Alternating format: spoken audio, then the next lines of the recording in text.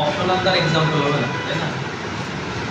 তাহলে আমি তো প্রথম কোশ্চেন করে এটা হতাশ পেছনে, বুঝতে পারছেন? আপনি যেমন কোয়ালকম, এক্সিনোস, বায়োনিক, আইফোন হলে বায়োনিক থাকে,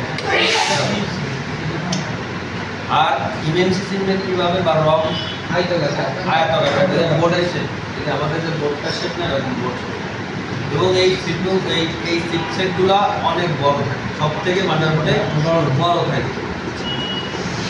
আজ বলছি যদি ডাবল ডেকার হয়, আপনার যদি বোর্ডটা ডাবল ডেকার হয় তাহলে সিপিইউটা বোর্ডের সাথে অ্যাডজাস্ট করা, তাই না? এবং উপরে কি থাকবে? বিষয়টা বুঝতে পারছেন? এরপর আসেন পার সেকশন কিভাবে চিনবেন? একটা ক্রিস্টাল এবং 4 থেকে বা 3 থেকে 11টা কি কয়েল থাকবে, একদম সহজ হিসাব। এবং উপরে পিএম লেখা থাকতে হবে। তবে সাধারণত আপনি এই যে 3 থেকে 11টা বেশি কয়েল যখনই দেখবেন তখন এটা পাবেন। এখন একটা ফোনের সাফ কর দুটো কয়েল, আর সেক্ষেত্রে কীভাবে বুঝবেন? দুটোর পাশেই কিন্তু কয়েল থাকে, আপনি বুঝবেন কীভাবে? কোনটা মেন কয়েল আর কোনটা সাফ কয়েল। দেখবেন যেটার সাইডে ক্রিস্টাল থাকে ওটা মেন, আর যেটার সাইডে থাকে না ওটা সাফ। বিষয়টা বুঝতে পারছেন? এটা তো একটু সহজ বাংলা হিসাব। এছাড়া আরও অনেক সিমটম থেকে বোঝা যায়। সিকু ব্র্যান্ডের নাম অনুসারে নাম হয়, পিএম লেখা থাকে। ক্রিস্টাল ওসিটা দুটো তিনটেও থাকতে পারে। এটা নির্ভর করে, মনে করেন যদি কোম্পানি মনে করে যে ক্রিস্টাল আমি সিকুর ভিতরে ইমবেডেড করে দেবো, বা ক্রিস্টাল আমি কোন আইসির ভিতরে ইমবেডেড করে দেবো, যেমন ওয়াইফাইতে কিন্তু ক্রিস্টাল লাগে, কারণ ওদিকে সিগন্যাল বুস্ট করতে হয়। এখন কোম্পানি যদি ওয়াইফাই আইসির ভিতরে যদি ক্রিস্টালটা ঢুকায় দেয় তাহলে তো আপনার এক্সট্রা দেওয়ার দরকার। যদি না ঢোকায় তাহলে আপনার এক্সট্রা দিতে হবে, বুঝতে পারছেন? এই ধরনের দুটো তিনটা থাকতে পারে, যেরকম নেটওয়ার্ক সেকশন, ওয়াইফাই সেকশন, আপনার পাওয়ার সেকশন, এই সব জায়গায় যেখানে বুস্টের প্রয়োজন হয় সেইখানে আপনার ক্রিস্টাল হোস্টার লাগে। আচ্ছা, তারপরে চলে আসেন আর কি সেকশন বাকি? Network section. নেটওয়ার্ক সেকশন চিনবেন কীভাবে? প্রথম দেখলে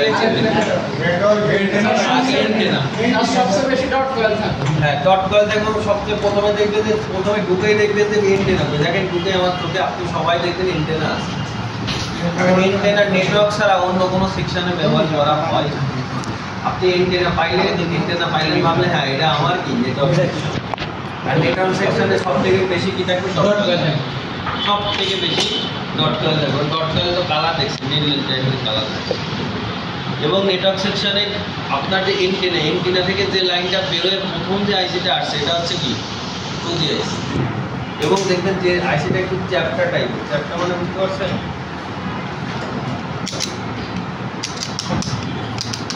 আইসিটা আপনি থাকবে এটা আছে 4G, এবং দুটোই কি থাকবে? PG আইসি। দুটোই কি থাকবে? PG আইসি। ধরেন 2GPA এবং 4GPA দুটাই, এটা PGA হবে। এবং আরেকটা আইসি থাকবে যেটা থাকবে PGA, আরেকটা আইসি কি থাকবে? RFIC। PGA মানে অল গ্রিড অ্যারে, এটা কি? RFIC। বুঝতে পারছেন? এখন অনেক সেটে 5G চালু হয়েছে, 5G আইসি কিন্তু আলাদা, 5Gও কিন্তু এরকম আপনি আলাদাই পাবেন, বুঝতে পারছেন? এবং এর ভিতরে একটা আইসি শুধু বিজিয়ে থাকবে, সেটা হলো RFIC। এবং RFIC কে নেটওয়ার্কের প্রধান আইসি বলা হয়। আবার মনে করেন বোর্ডের প্রধান আইসি না, বোর্ডের প্রধান আইসি কে? CPU। আর এটা নেটওয়ার্ক সেকশনের প্রধান আইসি কে? এটা কোশ্চেন আসে অনেক সময় যে নেটওয়ার্কের প্রধান আইসির নাম কি হবে? RFIC। বিষয়টা ক্লিয়ার? অডিও আইসি তো বলে দিছি। আচ্ছা, আর কি বাকি থাকে? Light section. লাইট সেকশন তো বললাম যে একটা হাই ভোল্টেজ ক্যাপাসিটর থাকবে, একটা ডায়োড থাকবে, একটা বুস্টার থাকবে, এবং সাইডে যে আইসিটা থাকবে এটাই কি? লাইট। বিষয়টা ক্লিয়ার? আচ্ছা, চার্জিং আইসি কীভাবে বুঝবেন? চার্জিং আইসির উপরে PMI লেখা থাকবে 1 নম্বর, 2 নম্বরের সাইডে কি একটা বড় কয়েল থাকবে, কয়েলকে কি বলে? ভিটেক্স কয়েল, বুঝতে পারছেন? তাহলে চার্জিং আইসির উপরে কি লেখা থাকবে? PMI বা D2 আইসি বা DC to DC আইসি, একই জিনিস। D2 থাকলে ওই চার্জিং আইসি বোঝায়। আর বাকি থাকে গ্রাফিক্স। গ্রাফিক্স আইসির সাইডে কি থাকবে? গ্রাফিক্স বা জোড়া ডট কি আইসি বলে জোড়া দুটি গ্রাফিক্স আইসি গ্রাফিক্স একটা ডায়োড একটা ক্যাপাসিটর আর হলো কি একটা কয়েল। এটা ডায়োড ক্যাপাসিটর কয়েল, এটা তো আপনার লাইট সেকশন। গ্রাফিক্স কার সাথে এলইডি সেকশনের সাথে এমবেডেড থাকে না? জি। এখন আপনি তাহলে কিসে চলে যেতে হবে? এলইডি তে চলে যেতে হবে। এলইডি সেকশনে লাইট সেকশনে আপনার কি কি থাকে? তিনটা কয়েল থাকে না? তিনটা কয়েল থাকে, একটা গ্রাউন্ডের সাথে দুই সাইডে বিট দেয় আর কি প্যাকেজ ক্যাপাসিটর দুই প্যাকেজ, তাই না? বুঝতে পারছেন বিষয়টা? কারণ কি আপনার যে এলসিডি যেটা এলসিডি লাইট সেকশনটা আলাদাই করে।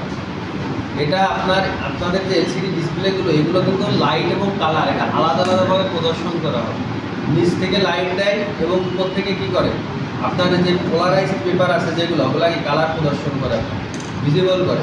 এই জন্য দেখেন 7টা লেয়ার থাকে আপনাদের ওই এলসিডি ডিসপ্লে, ভেঙে ভেঙে দেখানো হয়েছিল না যে 7টা লেয়ার থাকে। এই জন্য অনেক সময় দেখেন যে এলসিডির ভিতরে যদি থিনারও যায় ওই জলছাপ আছে কিন্তু আপনার ডিসপ্লে যায় না, মানে আপনার ডিসপ্লেটা নষ্ট হয়।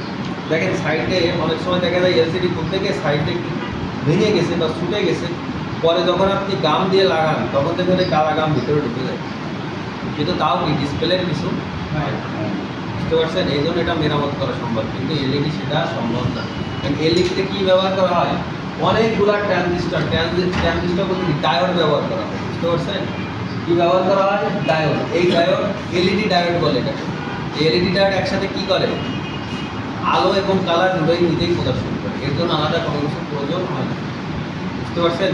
এই জন্য আপনার এলইডিতে আপনার এই গ্রিন লাইনগুলো আসে কিন্তু এলসিডিতে আসে না, বুঝতে পারছেন? এই কারণ হলো এটা। তাহলে এই বিষয়টা ক্লিয়ার? এলইডি করে গ্রাফিক্স সাইজ থাকবে।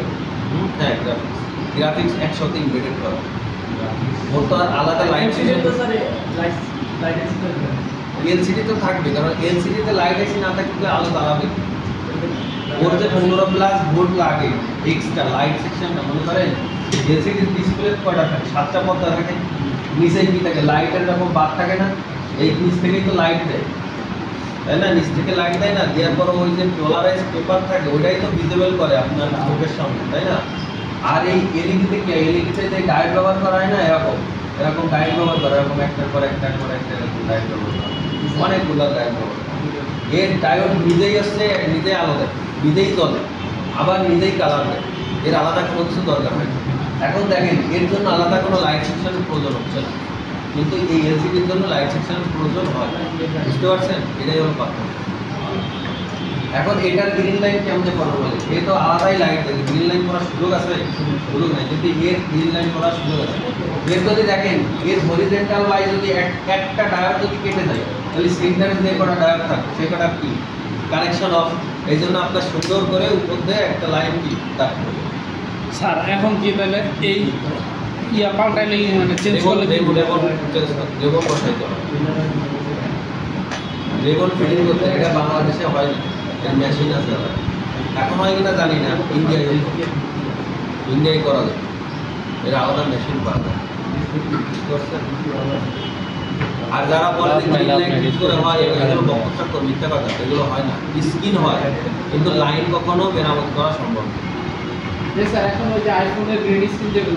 স্কিন করা যায়, আমি তো বললাম আপনার স্কিন ধরেন পুরো ব্লু হয়ে আছে, হোয়াইট হয়ে আছে, এগুলো আপনি ঠিক করতে পারবেন, কিন্তু যেটা দাগ পড়ে গেছে এটা আর হবে না। আচ্ছা যাই হোক, আমাদের সেটা বিষয় না। এখন এই জিনিসটা মোটামুটি ক্লিয়ার। সেকশন নিয়ে আর কারো কোনো কোশ্চেন আছে?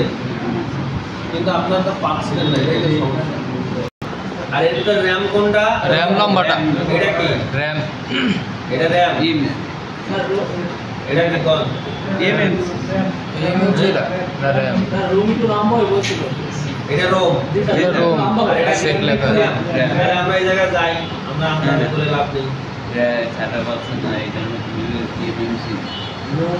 এই জায়গায় স্যার সব কিছু আলাদা আলাদা করে দিচ্ছে কেন? আলাদা দিতেই পারে। কি হলো? র্যাম দেখছেন আপনি? এটা র্যাম, এটা মুসা স্যার ওই দিন দেখাইছে আমার। এটাকে যে এসিসি, এটা গতকালকে যখন আমরা ক্লাস করছিলাম তখন মনে পড়ে যে সিপির উপর এরকম একটা ব্র্যান্ড কোড ছিল, মনে আছে না?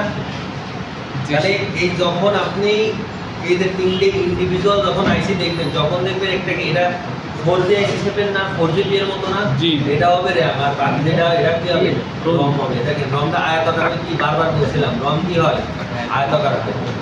তাহলে এটা বললেন কেন ROM? বুঝতে পারছেন? আচ্ছা যাই হোক, ভুল করতেছেন, শিখতে পারবেন এটাই। না এরকম স্যার বেশি দেখা হয় নাই, তেল লেগে বোঝায়। এইটাই এরকম ঘুম ভাঙ করে মনে করেন চলে আসবে। আচ্ছা পার সেকশন কোন জায়গা বলেন? কোনটা মিটে? এইটা কারণ দেখছেন এখানে কি অনেকগুলো কি কয়েল ব্যবহার করা হয়েছে, দেখেন একটা অসিলেটরও তো আছে, এটা বুঝতে মেইন পাওয়ার পারছেন সেকশন। বিষয়টা? আচ্ছা তাহলে কি পার সেকশন এবং আপনার সিপিইউ মেমসি এগুলো তো ক্লিয়ার? জি স্যার। এই সবাই বোর্ড নিয়েছেন? জি স্যার। হ্যাঁ, জি বাইট করেন। বাইরে আমি কি করব? হচ্ছে না সময় নিয়ে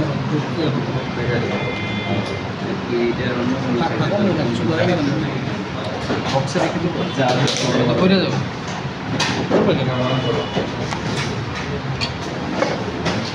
স্যার জাতীয় বোর্ড হ্যাঁ, যে 100 করে করে একদম জায়গা